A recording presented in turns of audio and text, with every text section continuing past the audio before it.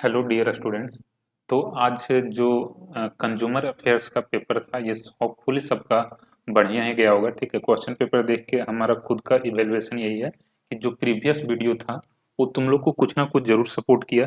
ये अच्छी बात है कि चलो कुछ ना कुछ हम तुम लोग के लिए कर पाए। तो हम लोग अब बिना देर किए हुए जो हम लोग का नेक्स्ट पेपर है मैनेजमेंट इन्वेस्टमेंट मैनेजमेंट, इसके ओर बढ़ते हैं और इसके सेट वन को आज हम लोग यहाँ पे कवर कर रहे हैं। सेट वन में जो हम सबसे पहला क्वेश्चन देख रहे हैं यहाँ पे हम लोग का है, what is investment management, explain it's concept. Investment management क्या है ये हम लोग को समझना है, ये बताना है। एक्सप्लेन इट्स कंसेप्ट, इसका क्या कंसेप्ट है, इन्वेस्टमेंट मैनेजमेंट क्या होता है ये बताना है, इसका क्या जरूरत है, नीड है। And the features of various investment Avenue, और जो हमारे पास डिफरेंट काइंड्स ऑफ इन्वेस्टमेंट का ऑप्शंस है, एवेन्यूज है, ठीक है, उसके बारे में हम लोग को बताना है। निवेश प्रबंध क्या है, इसके क्या उद्देश्य हैं, और जो हमारे पास विभिन्न विकल्प हैं, विभिन्न ऑप्शंस हैं इन्वेस्टमेंट से रिलेटेड, ठीक है, उसके विशेषता के बारे में हम लोग को यहाँ पे बताना है। ठीक है, तो सबसे पहले हम लोग इन्वेस्टमेंट जो टर्म है इसको देखते हैं। इन्वेस्टमेंट का मतलब होता है कि हम अपने अर्निंग को किसी एसेट में पुटअप कर रहे हैं।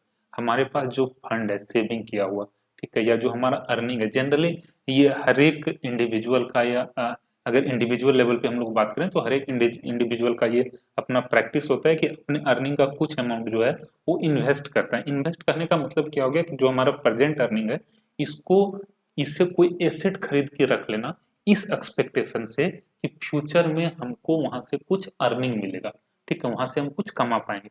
तो ये जो हमारा प्रोसेस होता है अपने प्रेजेंट अर्निंग को किसी एसेट में हम अलॉट करते हैं, किसी एसेट में पुटअप कर देते हैं उस फंड को, इसी को हम लोग बोलते हैं इन्वेस्टमेंट।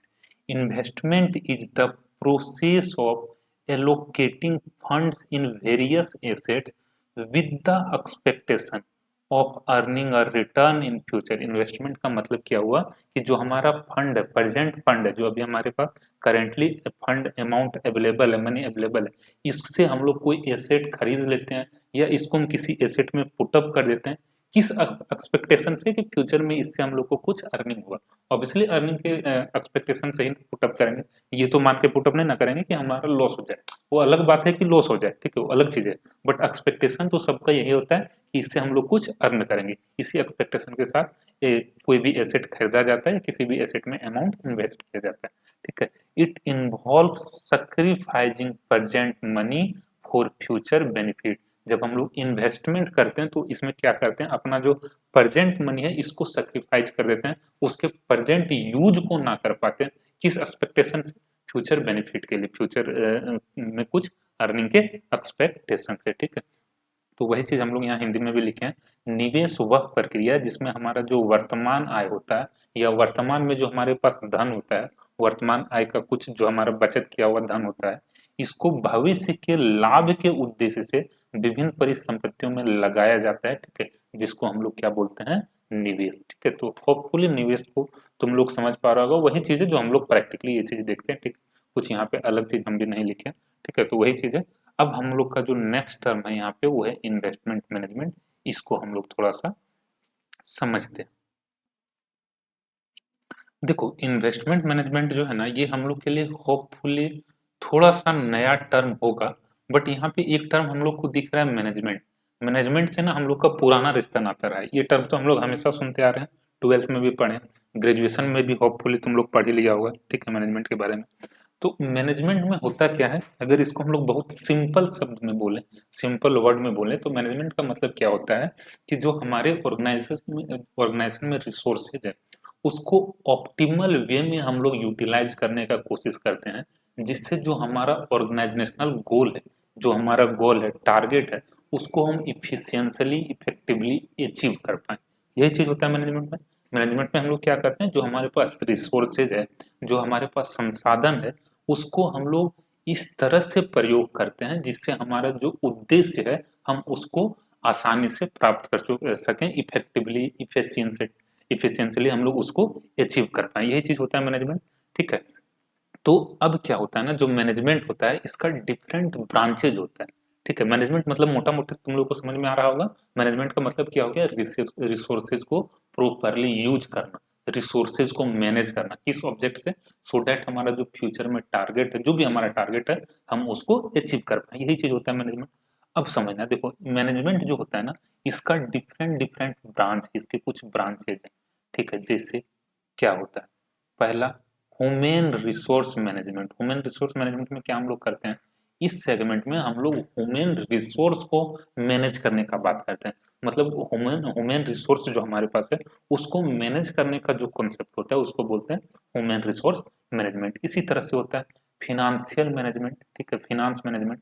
फिनांस मैनेजमेंट मतलब क्या हो गया, पैसे को मैनेज करना, फिनांस को मैनेज करना, मतलब हमारे बिजनेस में कहाँ से पैसा आएगा, कहाँ पे लगाना है, ठीक है, कहाँ पे होल्ड करना है, ये सब चीज हो गया, इसको बोलते हैं फिनेंशियल मैनेजमेंट। इसी तरह से होता है मार्केटिंग मैनेजमेंट, ठीक है, और बहुत सारा सेगमेंट है मैनेजमेंट का। यहाँ पे जो हम लोग को चीज पढ़ना है ना, ये है इन्वेस्टमेंट मैनेजमेंट, ठीक है। अब समझना, देखो जिस तरह से हर एक मैनेजमेंट में हम लोग कर क्या रहे हैं, जो हमारा अल्टीमेटली सब मैंने कोई भी मैनेजमेंट का कोई भी सेगमेंट हो, कोई भी ब्रांच हो, वहां पे हम लोग क्या कर रहे हैं, जो हमारे पास रिसोर्सेज है, उसको हम लोग मैनेज करने का कोशिश कर रहे हैं, उसको हम लोग ऑप्टिमल वे में यूटिलाइज करने का कोशिश कर रहे हैं। ठीक उसी तरह इन्वेस्टमेंट मैनेजमेंट जो है, मैनेजमेंट का वो सेगमेंट है, वो सेक्टर है, जहां पे हम लोग इन्वेस्टमेंट को मैनेज करने का काम करते हैं, ठीक है, समझ में आ रहा होगा। इन्वेस्टमेंट मैनेजमेंट में क्या हम लोग कहते हैं, जो हमारा इन्वेस्टमेंट है, इन्वेस्टमेंट मतलब क्या हो गया, जो हम लोग एसेट, जो हम लोग अपने फंड को डिफरेंट काइंड्स ऑफ एसेट में पुटअप किए, जो हम लोग different kinds of asset purchase किए, ठीक है, उसी को कलेक्टिवली हम लोग क्या बोल रहे हैं, इन्वेस्टमेंट। अभी हम लोग ऊपर समझे थे ना, इन्वेस्टमेंट मतलब क्या होगा, जो हम लोग एसेट परचेज करके रखे हैं, different kinds of asset purchase करके रखे, हो सकता है कहीं लैंड परचेज करके रखे हो, कहीं गोल्ड परचेज करके रखे हो, कुछ बैंक में फिक्स कर दिए हो, कुछ म्यूचुअल फंड में पैसा लगा दिए हैं, कुछ शेयर्स में पैसा लगा दिए हैं। तो ये जो डिफरेंट एसेट में अपना पैसा हम लोग लगाए हैं, जो पैसा इन्वेस्ट किए हैं, ठीक है, इसी को हम लोग कलेक्टिवली क्या बोलते हैं, इन्वेस्टमेंट, ठीक है। अब इन्वेस्टमेंट मैनेजमेंट में यही सारे एसेट को मैनेज किया जाता है, ठीक है। कुछ कुछ तुम लोग को अब समझ में आ रहा होगा, ठीक है। इन्वेस्टमेंट मैनेजमेंट में हम लोग क्या करते हैं, जो हमारा इन्वेस्टमेंट है, उसको मैनेज करने का प्रयास करते हैं, किस एक्सपेक्टेशन से, सो दैट हमारा रिस्क जो है ये कम से कम हो और रिटर्न जो है हमारा मैक्सिमम हो, ठीक है। होपफुली कुछ कुछ तुम लोग को अब समझ में आ रहा होगा। अभी आगे हम लोग समझेंगे रिस्क रिटर्न, तुम लोग को सब समझ में आ जाएगा। थोड़ा सा हम लोग इसको समझते हैं, फिर धीरे धीरे इसको एक्सप्लेन करेंगे। Investment management means balancing risk and return bye investing funds in various investment avenues, ठीक है, जो हमारे पास डिफरेंट ऑप्शंस हैं इन्वेस्टमेंट का, उसमें इन्वेस्ट करके, ठीक है। Investment management means balancing risk and return, ठीक है। इन्वेस्टमेंट मैनेजमेंट में जो हमारा मेन टारगेट होता है, ये रिस्क एंड रिटर्न को बैलेंस करना होता है। ये क्या होता है अभी समझ में आ जाएगा, ठीक है। इन्वेस्टमेंट मैनेजमेंट में जो हमारा अल्टीमेट ऑब्जेक्ट होता है, ये क्या होता है, रिस्क और रिटर्न को हम लोग बैलेंस करें by investing funds in various investment avenues. It is a process through which an investor utilize his funds efficiently, ठीक है। यह एक प्रोसेस है, ठीक है। मैनेजमेंट क्या होता था, एक प्रोसेस होता था, याद तुम लोग करना, ठीक है, हम लोग पढ़ते थे ट्वेल्थ में, ठीक है। मैनेजमेंट क्या है, एक प्रोसेस है, ठीक है। तो यहाँ पर भी ये इन्वेस्टमेंट मैनेजमेंट भी क्या है, मैनेजमेंट का ही तो ब्रांच है, मतलब अल्टीमेटली ये भी मैनेजमेंट है, ठीक है। तो ये it is a process through which an investor utilize his fund efficiently, ठीक है। मैनेजमेंट जो है एक प्रोसेस है, जिसमें इन्वेस्टर क्या करता है, निवेशक क्या करता है, अपने फंड्स को इफिशिएंटली यूटिलाइज करता है, ठीक है। और यहाँ पे अल्टीमेट ऑब्जेक्ट उसका ये होता है कि जो उसका, देखो वहां पे क्या होता है, जनरल जनरल मैनेजमेंट में क्या होता है, जो हमारा ऑर्गेनाइजेशनल गोल है उसको अचीव करना है, समझ लिंक करने का कोशिश करना है, ठीक है। जो जनरल मैनेजमेंट हम लोग पढ़ते हैं, वहां पे क्या हमारा ऑब्जेक्ट होता है कि जो हमारे ऑर्गेनाइजेशन का गोल है उसको अचीव करना है, ठीक है। यहाँ पे इन्वेस्टमेंट मैनेजमेंट में हमारा गोल होता है रिस्क और रिटर्न को बैलेंस करना, मेन ऑब्जेक्ट हमारा यहाँ पे ये होता है, ठीक है। निवेश प्रबंधन का अर्थ है धन को विभिन्न निवेश संसाधनों में लगाकर जोखिम और लाभ के बीच संतुलन स्थापित करना। यह एक ऐसी प्रक्रिया है जिसके द्वारा निवेशक अपने धन का सर्वोत्तम उपयोग करता है, ठीक। देखो अब यहाँ पे तुम लोग को दो टर्म देखने के लिए मिल रहा है, रिस्क और रिटर्न, ये दोनों चीज को समझना। देखो रिस्क का मतलब क्या होता है, हम लोग सुनते हैं ना रिस्क बहुत है इस, ठीक है, रिस्क मतलब शेयर मार्केट में बड़ा रिस्क है, हम लोग बहुत प्रैक्टिकली यूज करते हैं ऐसा टर्म ना। रिस्क का मतलब होता क्या है समझना, अपना प्रैक्टिकल वे में ना बड़ा इसको समझने का कोशिश करना। रिस्क कहने का मतलब वहां पे क्या होता है कि शेयर मार्केट में पैसा लगाएंगे, हो सकता है पैसा मेरा डूब जाए, ये ऐसा ही कुछ हम लोग के माइंड में होता है। ठीक है, तो इसका मतलब हो क्या रहा है, रिस्क मतलब क्या हो रहा है कि जो जब हम लोग कहीं पे पैसा इन्वेस्ट कर रहे हैं तो जो हमारा एक्सपेक्टेशन एक्सपेक्टेशन क्या है कि हम जितना पैसा लगाएं, अगर हम 1 लाख रुपए या 10,000 रुपए लगा रहे हैं तो इससे हमको 10% या 15% का इनकम हो जाए। ठीक है, अब यहाँ पे जो ये फैक्टर होता है ना कि जो हमारा एक्सपेक्टेशन है वो ना अचीव हो, ठीक है, उसमें डिविएशन आ जाए। डिविएशन करने का जो हमारा रिटर्न को लेके एक्सपेक्टेशन है कि हम 10% कमाएंगे, 15% कमाएंगे, उसमें जो डिविएशन है, जो उसका चांस होता है कि वो घट जाए बढ़ जाए, ठीक है, उसी फैक्टर को यहाँ पे हम लोग बोलते हैं रिस्क। रिस्क का मतलब हो गया कि जो हमारा एक्सपेक्टेशन है, ठीक है, एक्सपेक्टेशन रिटर्न को लेके, ठीक है, या तो हमारा सिक्योरिटी को लेके, उसमें जो डिविएशन आ जाता है ना, इसी को इन्वेस्टमेंट मैनेजमेंट में, इसी फैक्टर को इन्वेस्टमेंट मैनेजमेंट में हम लोग रिस्क बोलते हैं। ठीक है, जो हमारा चांस होता है, जो हमारा ये चांस किस चीज का, हमारे रिटर्न से रिलेटेड जो हमारा एक्सपेक्टेशन होता है उसमें डिविएशन आने का जो चांस होता है, या जो हमारा अमाउंट इन्वेस्ट है उसके उस कैपिटल के सिक्योरिटी का जो रिस्क होता है, जो हमारा कैपिटल कहीं लूज ना हो जाए, हम उसको खो ना दे। ठीक है, यही जो रिस्क होता है ना, यही सब रिस्क को कलेक्टिवली यहाँ पे यही सारा जो फैक्टर होता है हमारा इन्वेस्टमेंट में, उसी को कलेक्टिवली हम लोग बोलते हैं रिस्क। ठीक है, कुछ कुछ तुम लोग समझ पा रहा होगा। ठीक है, मतलब हम लोग इस तरह से बोल सकते हैं, रिस्क का मतलब हो गया कि जो हमारा अमाउंट इन्वेस्ट हुआ, जो हमारा कैपिटल इन्वेस्ट हुआ, उसके सिक्योरिटी को लेके, प्लस जो हमारा एक्सपेक्टेड रिटर्न होता है। एक्सपेक्टेड रिटर्न कहने का मतलब हम यहाँ से इतना पैसा कमा जाएंगे, इस जमीन को अगर खरीद लेते हैं तो इसमें इतना पैसा हमारा 2 साल में या 3 साल में डबल हो जाएगा। ठीक है, मतलब हमारा जो वहाँ पे एक्सपेक्टेड रिटर्न होता है, या जो हमारा कैपिटल इन्वेस्टमेंट है, प्लस जो हमारा एक्सपेक्टेड रिटर्न है, इसमें जो डिविएशन आने का चांस होता है ना, यही सारे फैक्टर को कलेक्टिवली हम लोग रिस्क बोलते हैं। होपफुली अब तुम लोग कुछ कुछ समझ पा रहा होगा। ठीक है, रिस्क मतलब समझ में आ रहा है, ये जो हमारा फैक्टर होता है, डिविएशन आने का जो चांस होता है, इसी को हम लोग बोलते हैं रिस्क। ठीक है, अब रिटर्न मतलब क्या, रिटर्न कहने का मतलब हो गया जो हमको वहां से उस एसेट में पैसा लगाने के बाद जो भी हम लोग को रिटर्न मिला, जो भी हमारा कैपिटल एप्रिसिएशन हुआ, उसी को हम लोग बोलते हैं रिटर्न। जो भी हम लोग को वहां से प्रॉफिट हो रहा है, जो हम लोग को इनकम मिल रहा है, जो हमारा वहाँ पे कैपिटल गेन हो रहा है, कैपिटल, जैसे अगर हम जमीन खरीद लेते हैं या सोना खरीद लेते हैं तो वहाँ पे इंटरेस्ट तो हमको नहीं मिल रहा, वहाँ पे हमारा क्या हो रहा है, कैपिटल जो हमारा इन्वेस्टेड है उसका एप्रिसिएशन हो जा रहा है, मतलब उसी का प्राइस बढ़ जा रहा है। ठीक है, तो ये सब कुछ जो हम लोग को प्रॉफिट के वे में मिल रहा है, इंटरेस्ट के वे में मिल रहा है, या कैपिटल एप्रिसिएशन के वे में मिलता है, यही सब सारे चीज को हम लोग इन्वेस्टमेंट में रिटर्न बोलते हैं। ठीक है, इन्वेस्टमेंट मैनेजमेंट में इसी चीज को क्या बोलते हैं, रिटर्न बोलते हैं। ठीक है, तो जनरली क्या होता है, जहाँ पे जब भी हम लोग कोई एसेट खरीदते हैं तो जिसमें हमारा रिटर्न ज्यादा होता है वहां पे रिस्क भी ज्यादा होता है। जहाँ पे रिस्क कम रहेगा, ठीक है, रिस्क ज्यादा तो रिटर्न ज्यादा।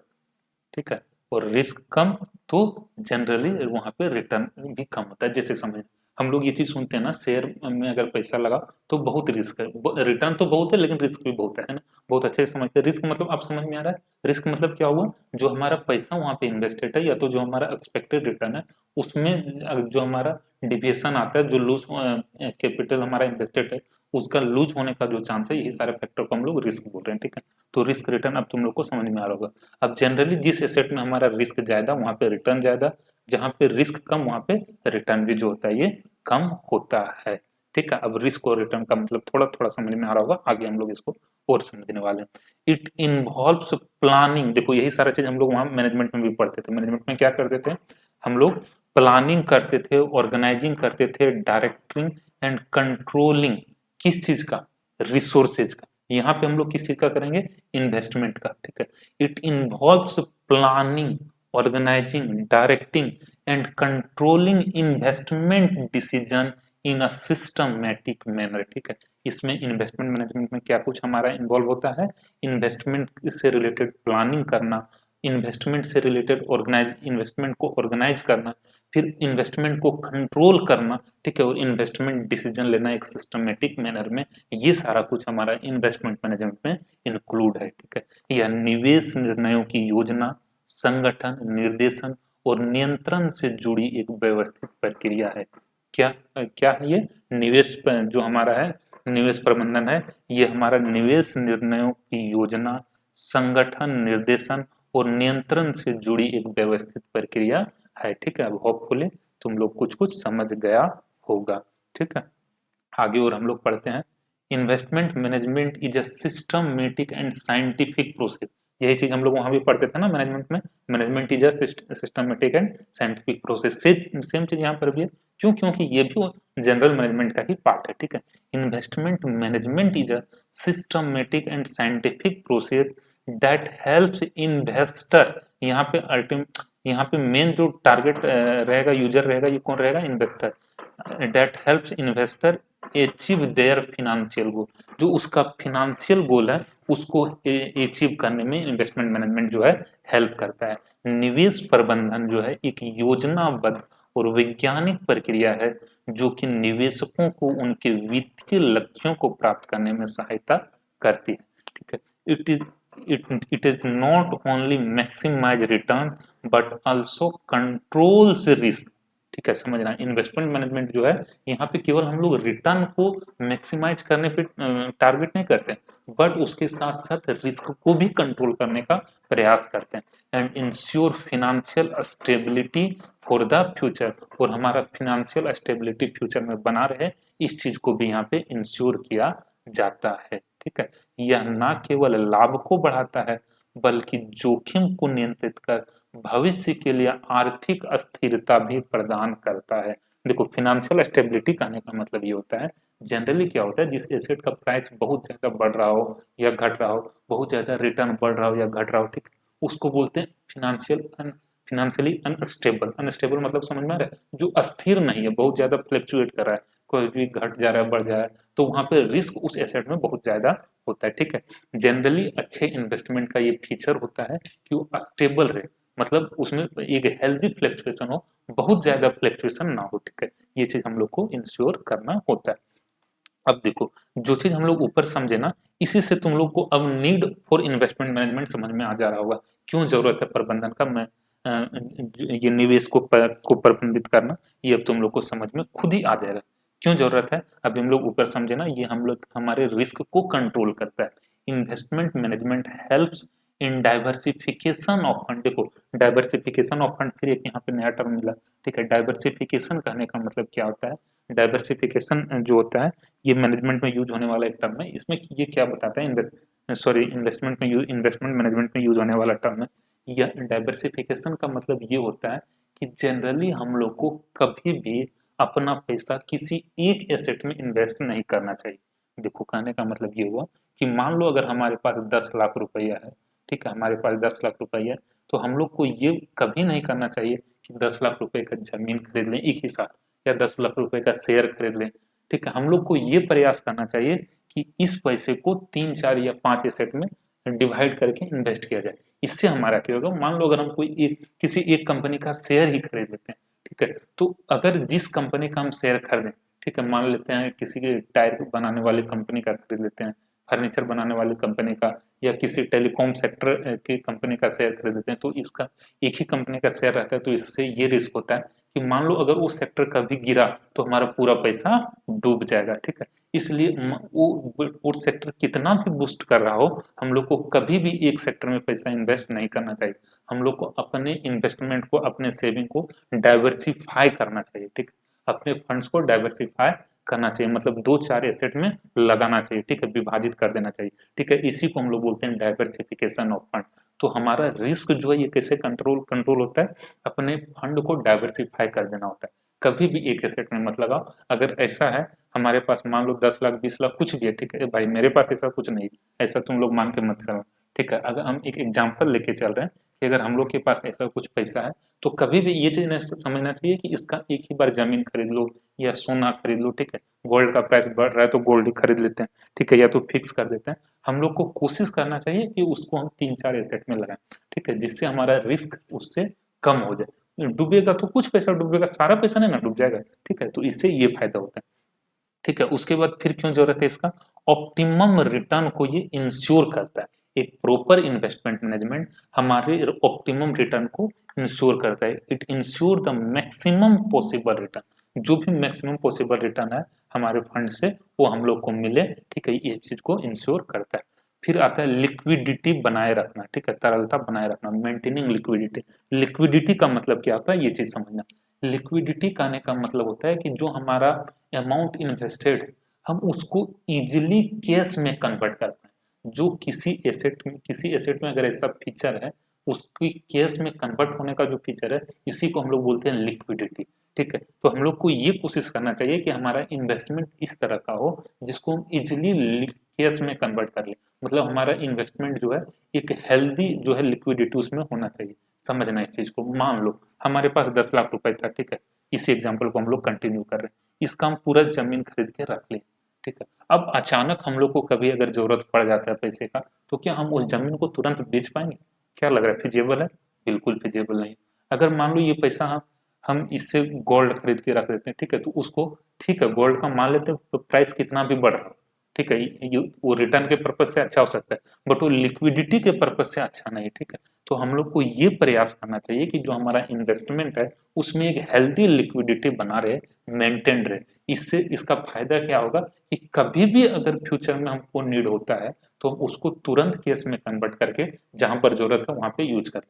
क्योंकि अगर वो अदर फॉर्म में, अगर नॉन कैश के फॉर्म में, तब तो उसको हम इजिली यूटिलाइज नहीं कर पाएंगे उस अमाउंट को, ठीक है, पैसा रहने के बाद में, ठीक है। तो हम लोग को ये चीज इंश्योर करना होता है और ये चीज हम लोग को कहाँ से फायदा मिलता है, इन्वेस्टमेंट मैनेजमेंट से, ठीक है। तो तुम लोग अब नीड को भी थोड़ा थोड़ा समझ पा रहा होगा। फ्यूचर सिक्योरिटी को भी इंश्योर करता है। निवेश प्रबंधन दीर्घकालीन वित्तीय सुरक्षा प्रदान करता है। It provides long term financial security to the investor. ये लॉन्ग टर्म फाइनेंशियल सिक्योरिटी भी इन्वेस्टर को प्रोवाइड करता है। एक अच्छा इन्वेस्टमेंट मैनेजमेंट का जरूरत इसलिए भी होता है क्योंकि ये हम लोग को टैक्स सेविंग में हेल्प करता है।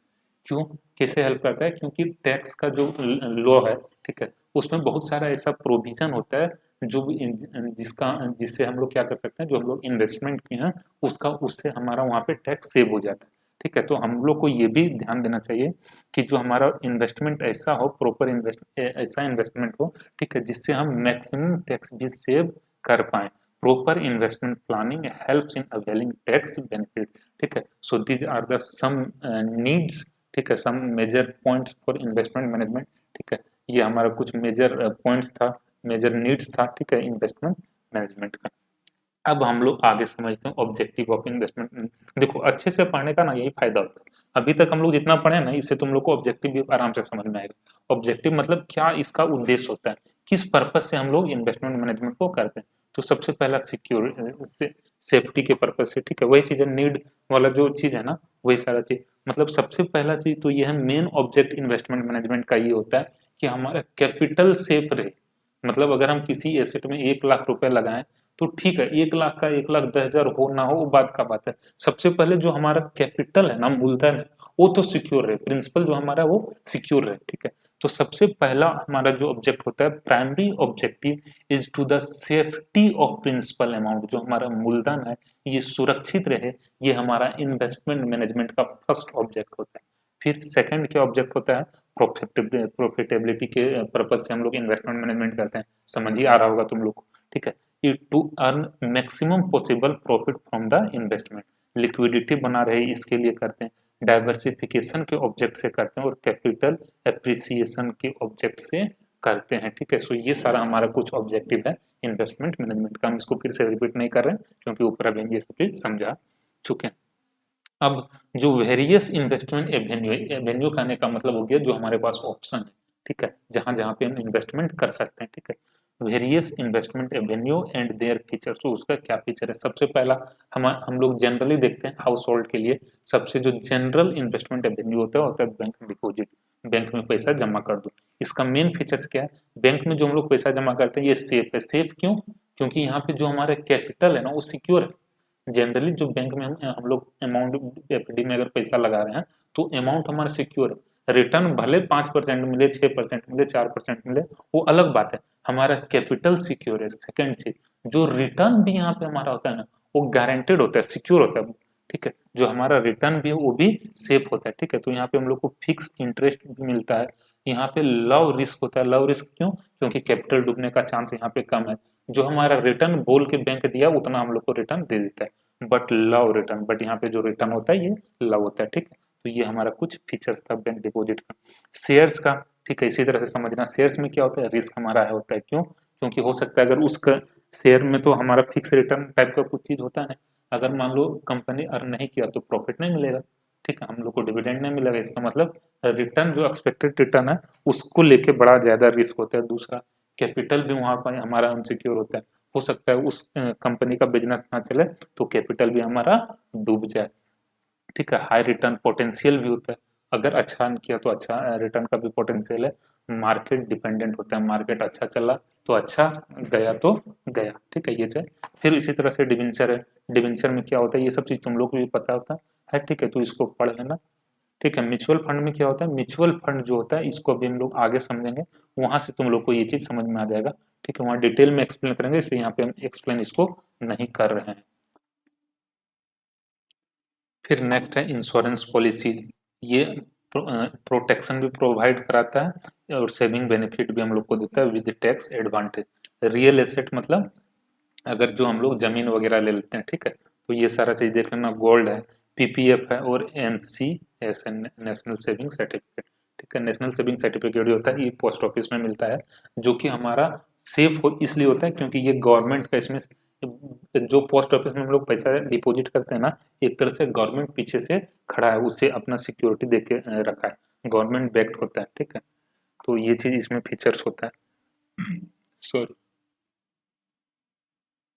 अब हम लोग देखते हैं second question, security analysis. Security analysis का अर्थ क्या है ये बताना है, ठीक है। सिक्योरिटी एनालिसिस का हिंदी हो जाएगा प्रतिभूति अ, प्रतिभूति विश्लेषण, इसका हिंदी होता होगा, एक बार तुम लोग देख लेना, ठीक है। तो सिक्योरिटी एनालिसिस क्या होता है ये हम लोग को समझना है। औसत घरेलू निवेशक की निवेश प्रोफाइल के आधार पर समझाइए।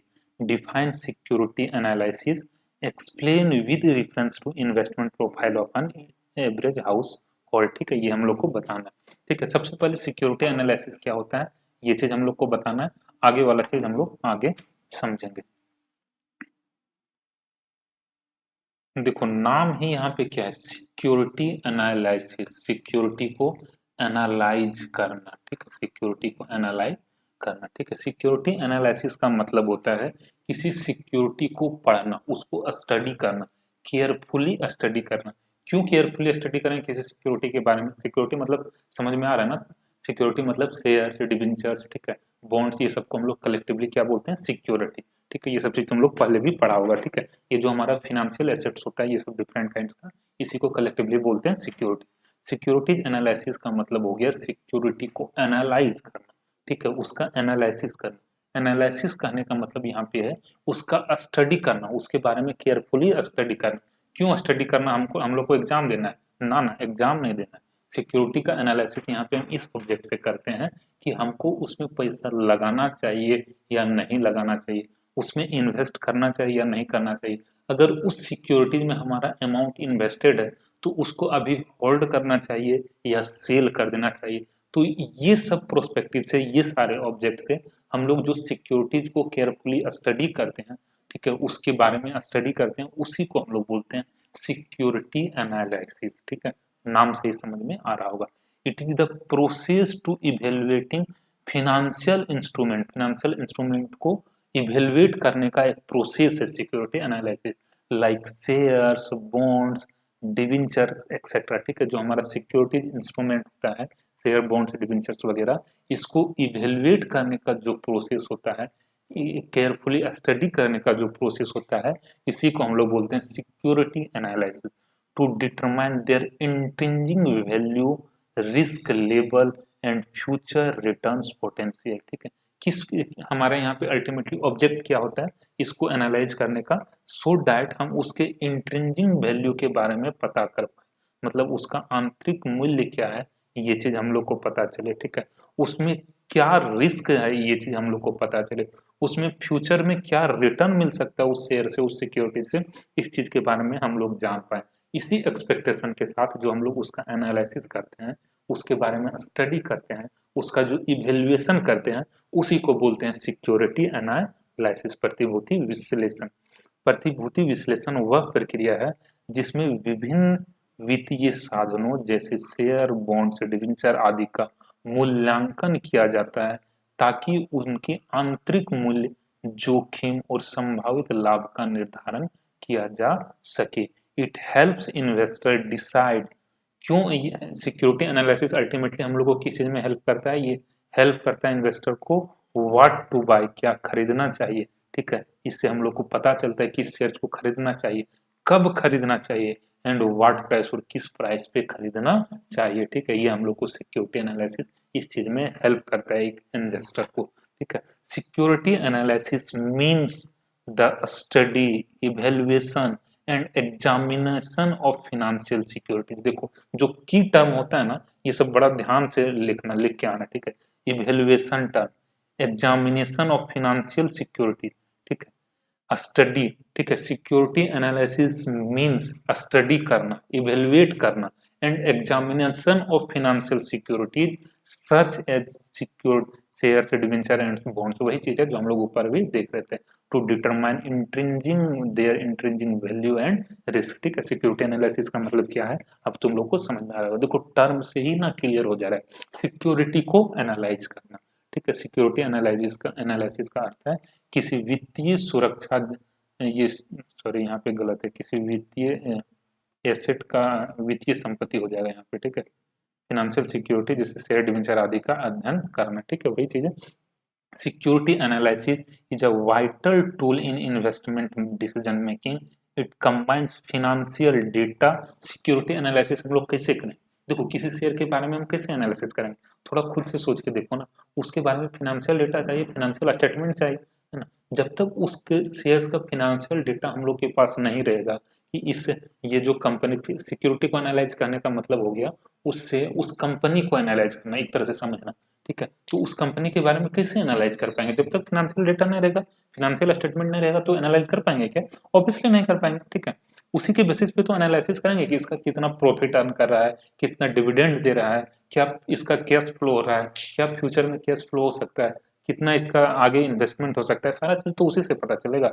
तो it combines financial data, market trends को भी हम लोग देखते हैं कि जिस शेयर्स को हम खरीदना चाह रहे हैं उस जिस सेक्टर का है, जिस टेलीकॉम सेक्टर का है, या हमारा ये ग्रोसरी सेक्टर का है, एफएमसीजी सेक्टर का है, किसी भी सेक्टर का हो। ठीक है, टेक्सटाइल सेक्टर का है, स्टील सेक्टर का है।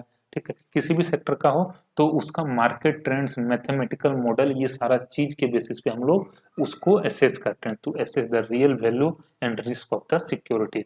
It combines financial data, market trends, mathematical models. ठीक है, सिक्योरिटी एनालिसिस में हम लोग ये सब चीज करते हैं किस पर्पस के लिए? To assess the real value. Real value कहने का मतलब देखो कोई भी शेयर मार्केट में किस प्राइस पे बिक रहा है, ये डिफरेंट चीज होता है। ठीक है, और उसका रियल वैल्यू क्या है, इंट्रिंसिक वैल्यू क्या है, ये अलग चीज होता है। मान लो किसी सिक्योरिटी का एनालिसिस हम लोग किए, हम लोग को पता चला, ठीक है, उस सिक्योरिटी का एनालिसिस किया, हम लोग को पता चला कि इसका जो है ना वैल्यू, इस कंपनी के शेयर का वैल्यू 1,000 रुपए होना चाहिए। मार्केट में मान लो हम लोग देख रहे हैं कि शेयर मार्केट में ये जो शेयर है ना 920 रुपए में बिक रहा है, तो हम लोग क्या डिसाइड करेंगे बताओ? ठीक है, ऑब्वियसली हम लोग ये सोचेंगे ना कि इस एसेट को, इस शेयर को खरीद लो। क्यों? क्योंकि इस शेयर का जो वैल्यू है ये 1,000 रुपये होना चाहिए, बट मार्केट में 920 में बिक रहा है। तो ये चीज हम लोग को कैसे पता चलता है? सिक्योरिटी एनालिसिस से। इसका दूसरा चीज भी हो सकता है, मान लो ये अगर शेयर आज के डेट में 1,050 में बिक रहा है, तो हम लोग को लगेगा ना कि 1,050 में ये बिक रहा है, लेकिन इसका वैल्यू तो 1,000 के लायक है, तो क्यों खरीदें? फिर इसी तरह से बेचने से रिलेटेड भी हो सकता है।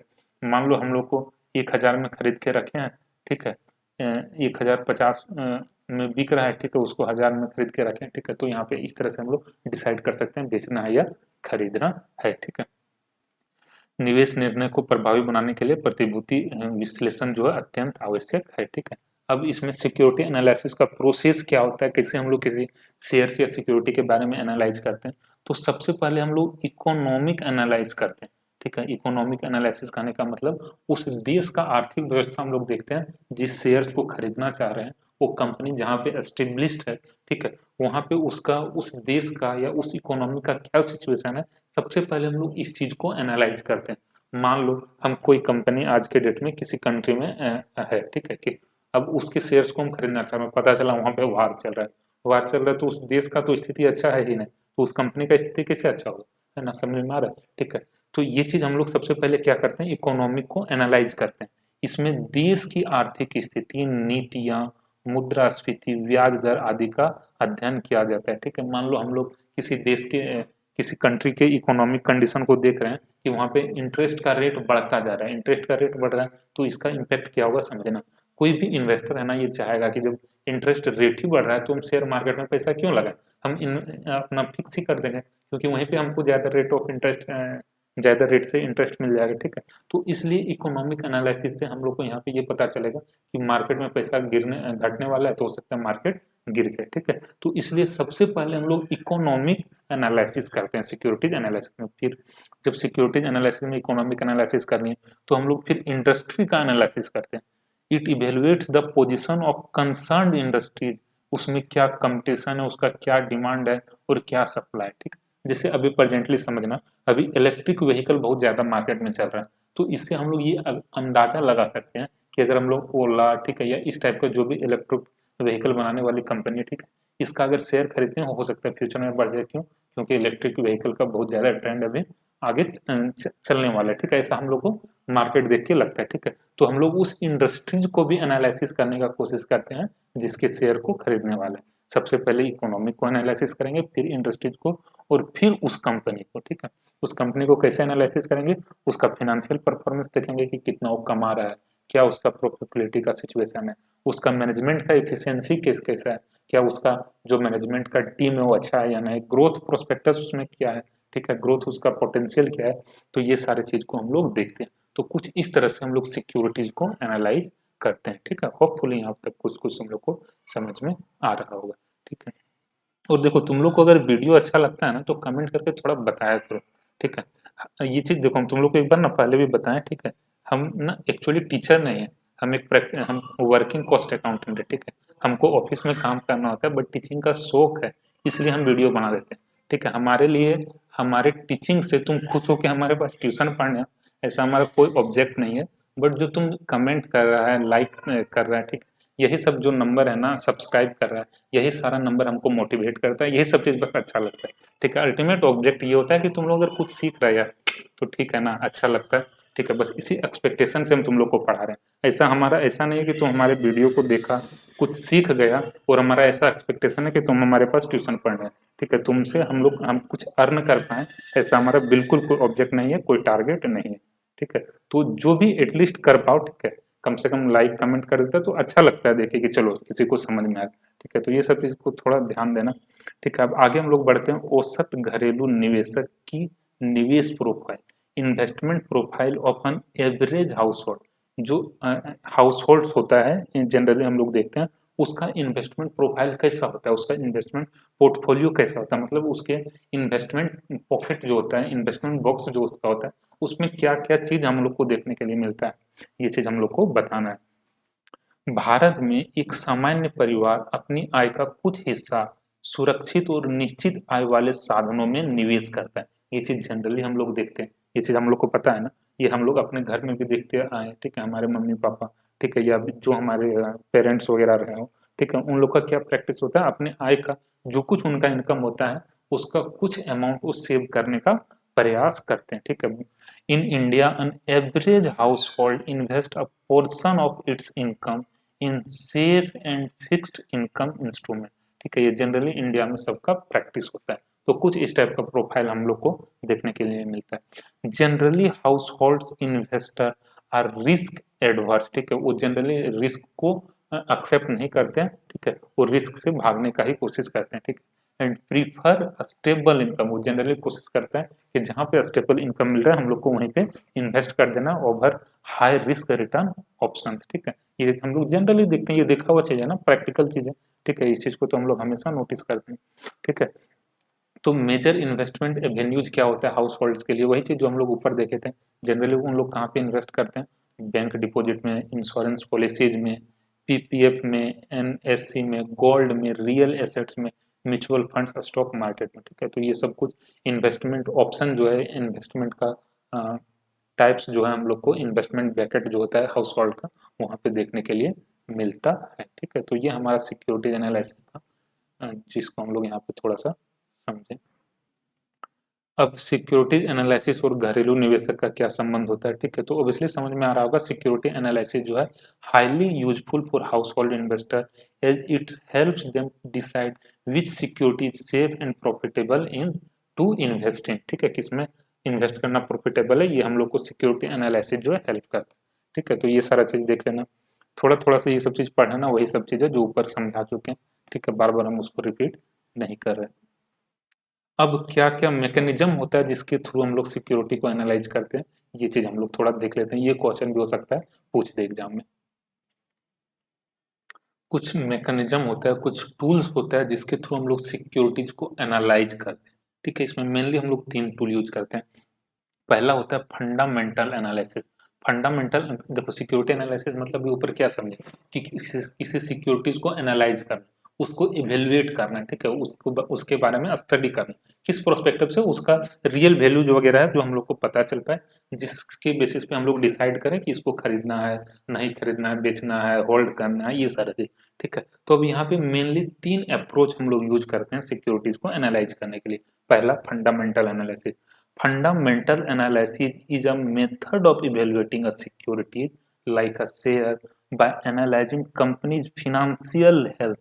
फंडामेंटल एनालिसिस में हम लोग कैसे सिक्योरिटीज को इवेल्युएट करते हैं, एनालिसिस करते हैं, कंपनी के फिनेंशियल हेल्थ के through, business performance, economic conditions and industry trends to determine intrinsic value या रियल वर्थ ऑफ शेयर्स। ठीक है, fundamental analysis is a method of evaluating securities by, ठीक है, फंडामेंटल एनालिसिस जो हमारा मूलभूत विश्लेषण का प्रक्रिया होता है, इसमें हम सिक्योरिटीज को कैसे इवेल्युएट करते हैं, कैसे एनालिसिस करते हैं, by analyzing company's financial health, company के फिनेंशियल हेल्थ को एनालिसिस करके, बिजनेस के परफॉर्मेंस को एनालिसिस करके, और इकोनॉमिक कंडीशन को एनालिसिस करके, इंडस्ट्री ट्रेंड्स को समझ के, to determine intrinsic value. Ultimately हमारा ऑब्जेक्ट क्या होता है सिक्योरिटी एनालिसिस में, इंट्रिंसिक वैल्यूज को डिटरमाइन करना शेयर्स का।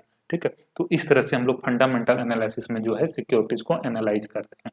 ठीक है, मूलभूत विश्लेषण जो है एक ऐसी प्रक्रिया है जिसमें कंपनी के वित्तीय विवरण, उद्योग की स्थिति, प्रबंधन की गुणवत्ता और अर्थव्यवस्था की दशा का अध्ययन करके किसी प्रतिभूति का अंतर्निहित मूल्य जो है निर्धारित किया जाता है। अब यहाँ पे की कंपोनेंट क्या है फिनेंशियल फंडामेंटल एनालिसिस में, क्या क्या हम लोग को चाहिए, तो सबसे पहले फिनेंशियल स्टेटमेंट चाहिए, बैलेंस शीट और प्रॉफिट एंड लॉस कंपनी का, अर्निंग, डिविडेंड, ग्रोथ प्रोस्पेक्टस चाहिए, मैनेजमेंट का quality, market position, industry trends और गवर्नमेंट का पॉलिसी, कुछ यही सब के बेसिस पे तो हम लोग फंडामेंटल एनालिसिस करेंगे। ठीक है, अब सेकंड अप्रोच क्या है, सेकंड अप्रोच है टेक्निकल एनालिसिस। टेक्निकल एनालिसिस ये बताता है कि हम लोग यहाँ प्राइस का जो मूवमेंट हुआ है ना, उसके ट्रेंड्स को देखते हैं, और वो शेयर का ट्रेडिंग का वॉल्यूम क्या रहा है, मतलब ज्यादा बिका है, कम बिका है, कितने वॉल्यूम में वो शेयर हमेशा फ्यूचर पास्ट में ट्रेडिंग उसका हुआ है, उस चीज के बेसिस पे हम लोग फ्यूचर प्राइस का ट्रेंड से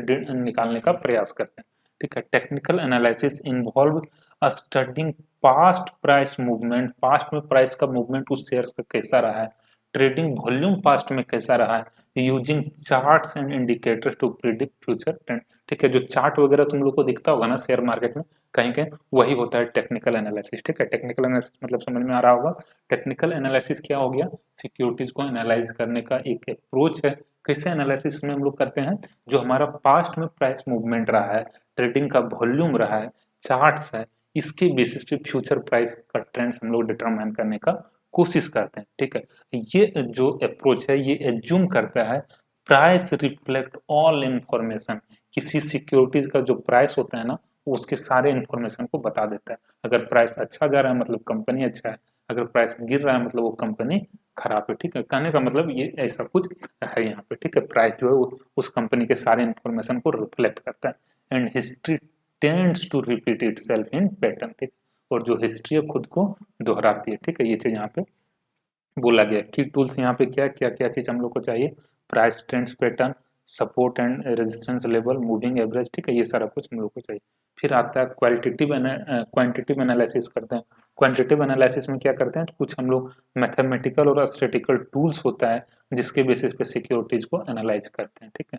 this approach focus on ratios and model, जैसे P ratio, EPS, earning per share हम लोग अकाउंट्स में पढ़ते थे, debt equity ratio, beta, standard deviation, Sharpe ratio, कुछ ये सब जो फॉर्मूलाज होता है, टूल्स होता है, इसके बेसिस पे हम लोग सिक्योरिटीज को एनालाइज करने का कोशिश करते हैं, ठीक है। तो यहाँ पे अभी हम लोग क्या समझे, सिक्योरिटीज एनालिसिस के लिए 3 अप्रोच है, पहला फंडामेंटल, दूसरा टेक्निकल और तीसरा क्वांटिटिव एनालिसिस, ठीक है, 3 अप्रोच। फिर उसके बाद एक चीज और हम लोग ऊपर पढ़े थे, सिक्योरिटीज एनालिसिस करने का प्रोसेस क्या होता है, तो वहाँ पे सबसे पहले इकोनॉमी को एनालिसिस करते हैं, फिर इंडस्ट्रीज को, फिर कंपनी को, ठीक है। तो ये चीज हम लोग सिक्योरिटीज एनालिसिस के बारे में अभी यहाँ पे समझे।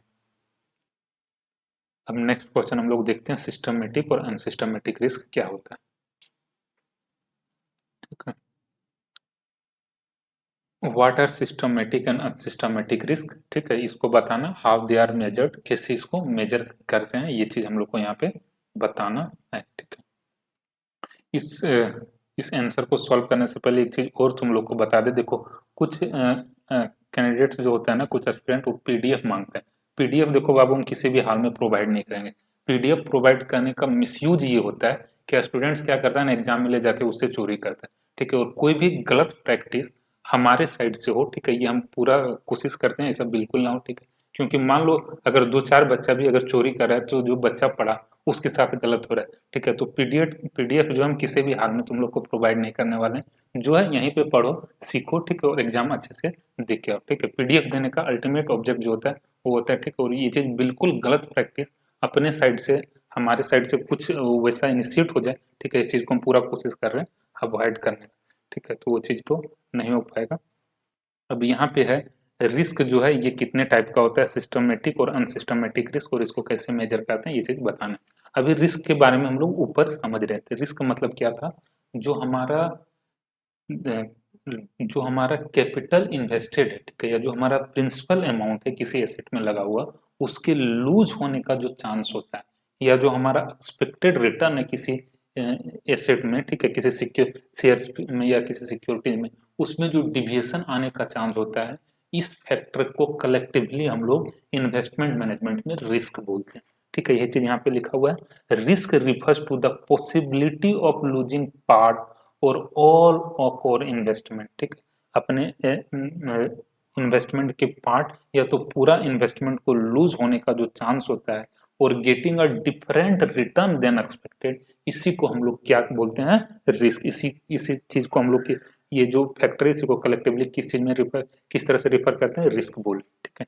इट इज अनसर्टेनिटी, रिस्क कहने का मतलब क्या हो गया, एक तरह से अनसर्टेनिटी जो हमारा है किस चीज को लेके, अनसर्टेनिटी किस चीज को लेके है, हमारा एक्सपेक्टेड रिटर्न को लेके, जितना हम रिटर्न एक्सपेक्ट किए हैं कि इस एसेट में अगर लगाएंगे तो 20% का रिटर्न मिल जाएगा, 15% का मिल जाएगा, ठीक है। तो ये जो हमारा एक्सपेक्टेड रिटर्न जो है, इसके इसका जो अनसर्टेनिटी होता है, मान लो 15% मान के चल रहे, हो सकता है 5% मिले, 2% मिले, ठीक है। तो ये जो अनसर्टेनिटी का फैक्टर होता है इसी को हम लोग रिस्क बोलते हैं, ठीक है। It is uncertainty about the future performance of an investment. Example, if you invest 10,000 in a stock and after a year it's value में बी 12,000 और 8,000, कुछ भी हो सकता है, द पॉसिबिलिटी ऑफ गेन और लॉस इज कॉल्ड रिस्क, ठीक है। इसी को हम लोग रिस्क बोलते हैं। जोखिम क्या है, जोखिम वह संभावना है जिसमें किसी निवेश पर हानि या अपेक्षा से भिन्न रिटर्न प्राप्त हो सकता है, ठीक है। जो हमारा अपना निवेश जो है, जो हमारा प्रिंसिपल है, वो लूज होने का या जो हमारा डिफरेंट रिटर्न प्राप्त होने का जो फैक्टर है उसी को हम लोग रिस्क बोलते हैं, ठीक है।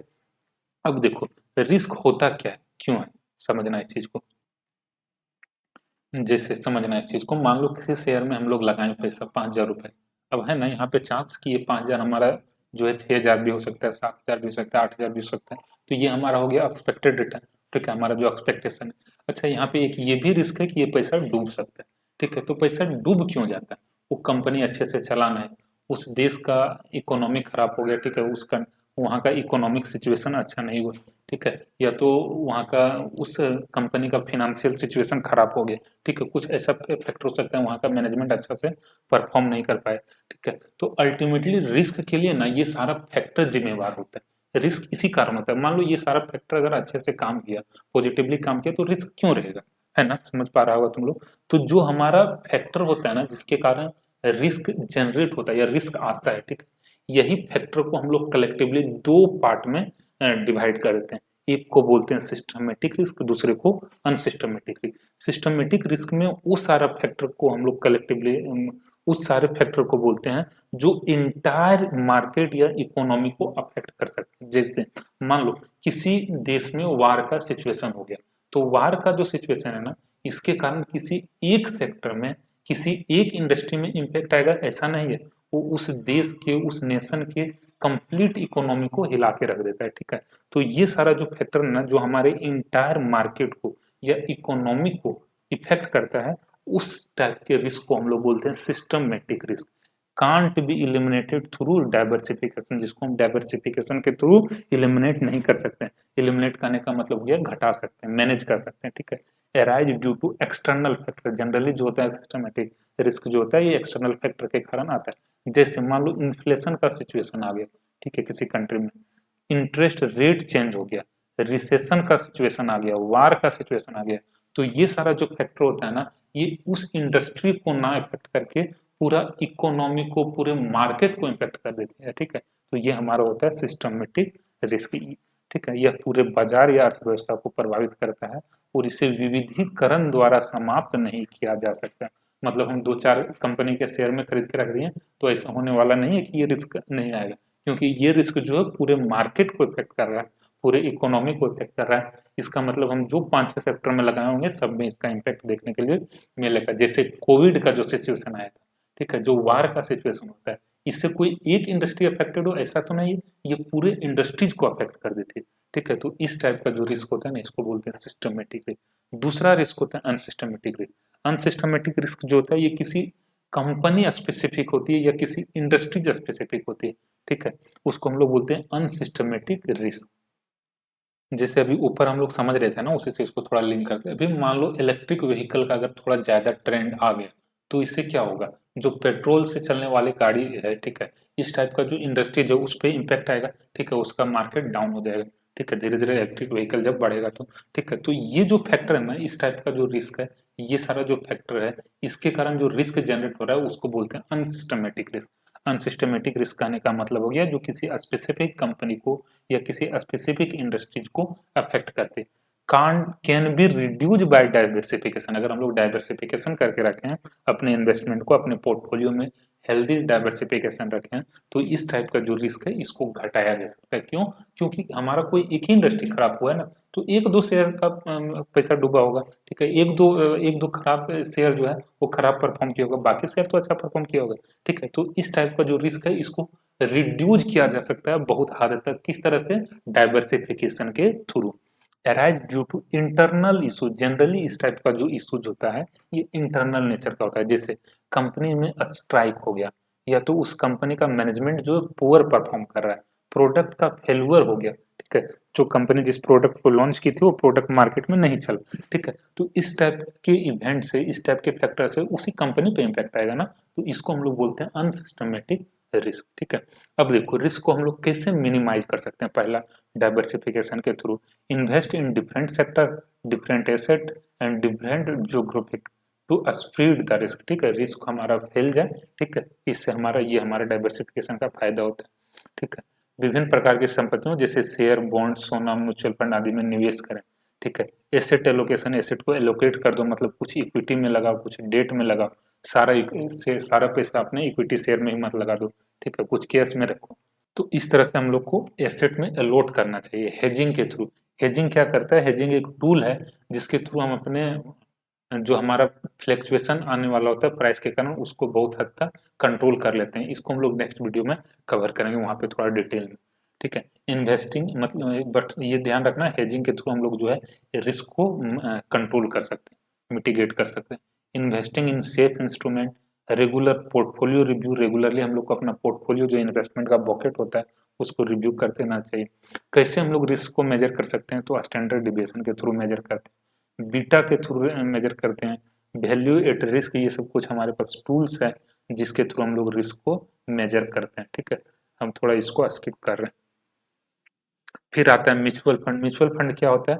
म्यूचुअल फंड में क्या होता है, कोई एक कंपनी जो है वो पैसा बहुत सारे इन्वेस्टर से कलेक्ट करती है। ठीक है, म्यूचुअल फंड मतलब समझ में आया ना? म्यूचुअल फंड तुम लोग को बहुत अच्छे से समझ में आ रहा होगा। म्यूचुअल फंड कहने का मतलब क्या, कॉमन जो हमारा फ्रेंड्स होता है, जो हम लोग फेसबुक में देखते हैं। ठीक है, उसी तरह से म्यूचुअल फंड कहने का मतलब कॉमन पैसा। ठीक है, कॉमन फंड कहने का मतलब हो गया, कोई कंपनी क्या करती है, पाँच छः या मतलब 500 हजार 5,000 लोगों से पैसा कलेक्ट कर रही है। ठीक है, अब उसको कॉमन एक पूल हो गया, कॉमन फंड हो गया।